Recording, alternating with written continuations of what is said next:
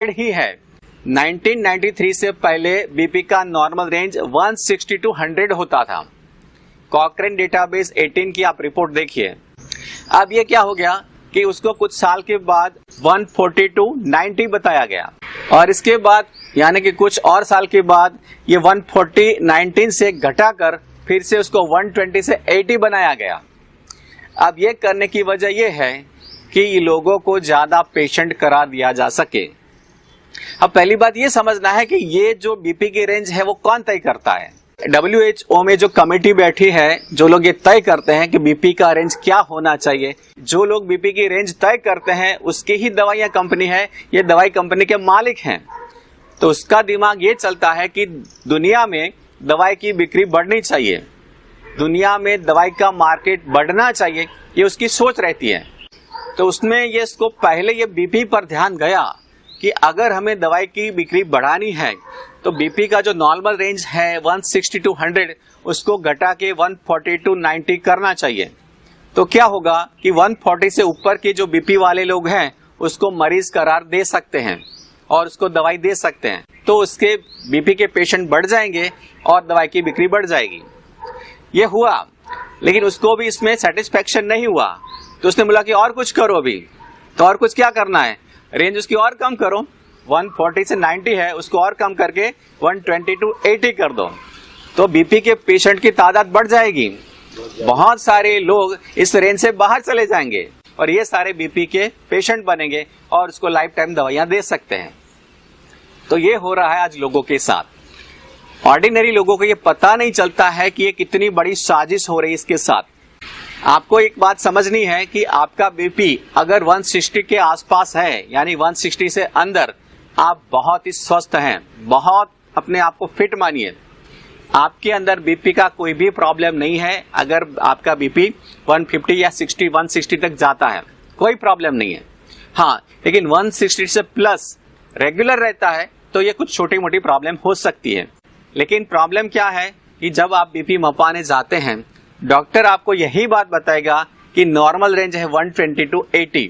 आपका बीपी 130 भी आया तो भी डॉक्टर आपको अलर्ट करेगा भाई आपका बीपी थोड़ा ज्यादा है, बॉर्डर लाइन से ज्यादा है।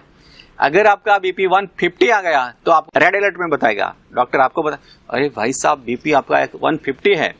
इससे ऊपर बीपी वालों की थी बहुत गहरी जांच कराएंगे डॉक्टर।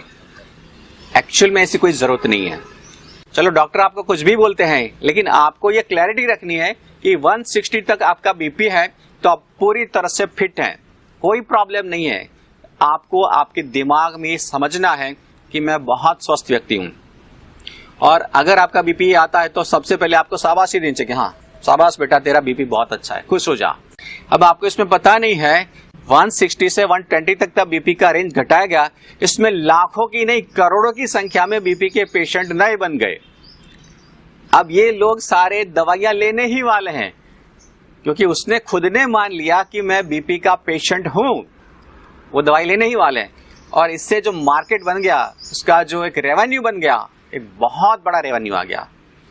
तो ये सब चीजें होती हैं। अब ये रेंज के बारे में आपको पता चला तो क्लैरिटी हो गई कि इसमें कोई टेंशन वाली बात नहीं होनी चाहिए। ठीक है, दिमाग को प्रॉब्लम से फ्री रखिए।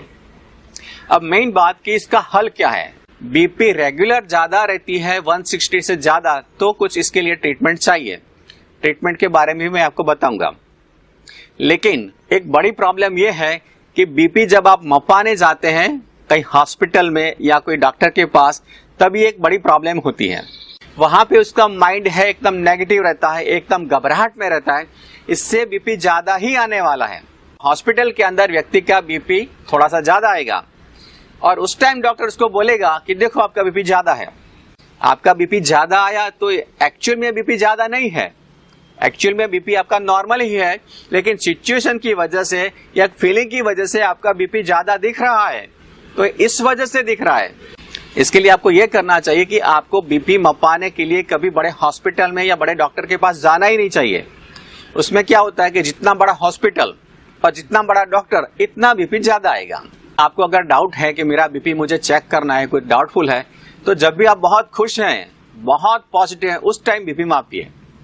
जब आप फैमिली के साथ बैठे हैं, बस ऐसे टीवी देख रहे हैं, कोई कॉमेडी शो देख रहे हैं, या आप कहीं बाहर घूमने के लिए बहुत एंजॉय माइंड में है, उस टाइम बीपी मापिए, चेक कीजिए, और उस टाइम जो बीपी आएगा ये आपका सही बीपी होगा। अगर आपको रियल में बीपी है, यानी 170 से ज्यादा 180 बीपी नॉर्मल रहती है, तो आपको कुछ इलाज की जरूरत है। तो क्या इलाज करवाना चाहिए? तो सबसे पहले आपको ये समझना है कि कौन सी चीजें आपका बीपी बढ़ाती हैं, वो चीजें आपको छोड़नी है, इससे भी आपका बीपी थोड़ा कम हो जाएगा। तो ऐसी दो चीजें हैं, दो खतरनाक चीजें हैं जो बीपी बढ़ाती हैं, वो है रिफाइंड ऑयल और दूसरी चीज है व्हाइट सॉल्ट।